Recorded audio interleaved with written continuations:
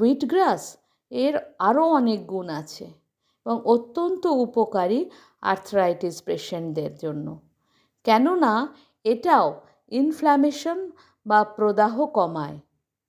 Antioxidant rich, যা জয়েন্টগুলোতে ক্ষতি থেকে রক্ষা করে, শরীর থেকে টক্সিনস বের করে, ইউরিক অ্যাসিড ব্যালেন্স করে, শরীরের পিএইচ ব্যালেন্স ঠিক রাখতে সাহায্য করে। সুতরাং সকালে উঠে আপনারা এটা অবশ্যই খান। এবারে আপনারা কি ব্রেকফাস্ট করবেন সেটা এবার একটু জানি। ব্রেকফাস্টে নিন আমন্ড, আখরোট, চিয়া সিডস বা ফ্ল্যাক্স সিডস, গ্রিক ইয়োগার্ট দিয়ে ওটস।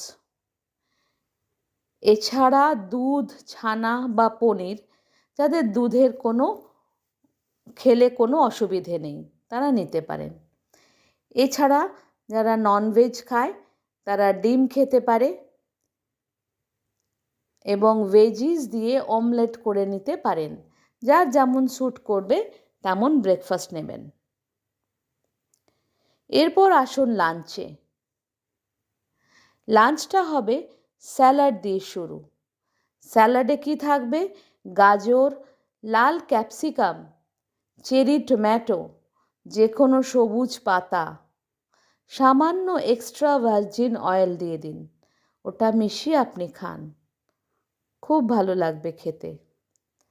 আর মেন কোর্সে থাকবে কিনোয়া বা ব্রাউন রাইসের সঙ্গে ডাল, বিভিন্ন মশলা, বিশেষ করে রসুন আর হলুদ ব্যবহার করবেন, প্লাস ভেজিটেবলস, বিশেষ করে ব্রকলি, গাজর ইত্যাদি।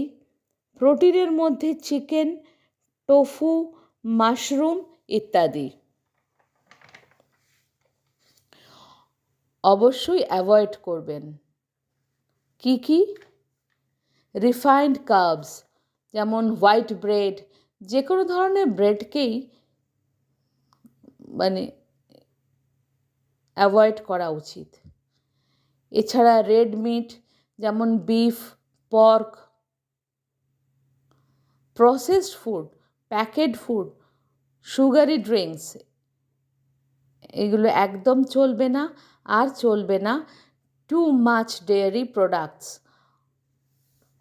অনেক আর্থ্রাইটিস পেশেন্ট দুধ জাতীয় জিনিস টলারেট করতে পারেন না। এরপর ডিনারে আসি। ডিনারে মোটামুটি সবই খেতে পারেন, তবে পরিমাণে কম। খাওয়া হলো, এক্সারসাইজ হলো, এবার আসি ঘুমের কথায়। আর্থ্রাইটিস থাকলে ভালো ঘুম খুব গুরুত্বপূর্ণ, কারণ পর্যাপ্ত বিশ্রাম ব্যথা এবং প্রদাহ কমাতে সাহায্য করে। ভালো ঘুমের জন্য কিছু টিপস বলছি। 7 থেকে 8 ঘন্টা ঘুমানো শরীরের জন্য সবচেয়ে ভালো। আর মেলাটোনিন হরমোন, যেটা রাতে বের হয় আর সারাদিনের ব্রেকেজগুলোকে রিপেয়ার করে, সেটা কিন্তু রাত 10টা থেকে রাত্রির 2টো পর্যন্ত এর কাজ চলে। তাই মোটামুটি যদি 10:30 থেকে 11টার মধ্যে শুয়ে পড়তে পারেন তবে সবচেয়ে ভালো হয়। আর মাঝারি নরম তোশক ব্যবহার করুন। আরামদায়ক বালিশ নিন যেন ঘাড় ও মেরুদণ্ড ঠিক থাকে। পিঠে ব্যথা থাকলে পিঠ সোজা করে রেখে শুতে পারেন এবং হাঁটুর নিচে একটি বালিশ রাখুন। হাঁটুতে ব্যথা থাকলে পাশ ফিরে শুয়ে 2 পায়ের মাঝে বালিশ রাখে শোবেন। গোড়ালিতে ব্যথা থাকলে পায়ের নিচে নরম বালিশ দিয়ে উঁচু করে শোবেন। আর শোয়ার 1 ঘন্টা আগে সমস্ত রকমের মিডিয়া থেকে নিজেকে দূরে রাখুন। তার বদলে একটু বই পড়ুন, সামান্য স্ট্রেচিং, যোগব্যায়াম করুন, তারপর শুয়ে পড়ুন। দেখবেন ঘুম খুব ভালো আসবে। সঠিক খাবার যদি খান ও সঠিক সময়ে ঘুমোলে এবং একটু এক্সারসাইজ করলে এই রোগ থেকে দূরে থাকবেন। আর যাদের হয়ে গেছে তাদের আর বাড়বে না, এমনকি কমেও যেতে পারে। যা বললাম সেইগুলো মেনে চলুন, নিশ্চয়ই সুস্থ থাকবেন। আর কিছু জানার থাকলে আমায় কমেন্টে বলুন।